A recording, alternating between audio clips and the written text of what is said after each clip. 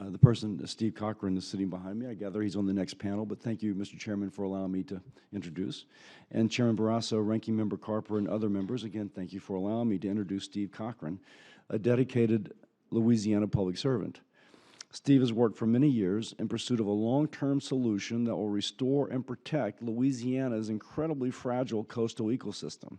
He's worked with former Louisiana Congressman, then Governor Buddy Roemer, the Lake Pontchartrain Basin Foundation, the Mississippi River Delta Coalition, and the Environmental Defense Fund that makes him uniquely qualified to speak to the need of an integrated strategy that utilizes innovative approaches to restore wetlands and support coastal ecosystem.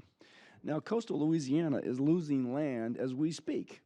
As we speak, there's something on a Google map that looks green that if you really had an updated Google map would no longer look green, it would now look like open water. So that is the crisis we have. It poses a serious threat to our state, to our communities, and upon our state and nation's economy. It has required our state to develop in a bipartisan fashion a comprehensive plan referred to as the Louisiana Comprehensive Master Plan for Sustainable Coast, a $50 billion over 50 years plan to restore Louisiana's coast based on sound scientific and modeling principles required to be updated every 5 years. Now, while Louisiana is prepared to implement projects detailed in the master plan, the problem is the environmental review and permitting process challenges that threaten to stop these projects from going forward. Currently, the average time frame for the government to approve a federal project is close to 5 years. Now, remember I said we're losing coastline like this minute?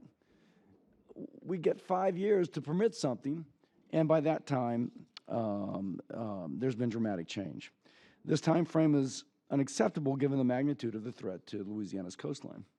Revising the permitting approach for the Corps and for other agencies, particularly when multiple federal agencies are involved, is critical so that regulations focus on finding ways to expedite consideration of long-term ecosystem projects that restore wetlands and protect communities, rather than maintain the current short-term regulatory focus that, again, only seems to impede these important projects from moving forward.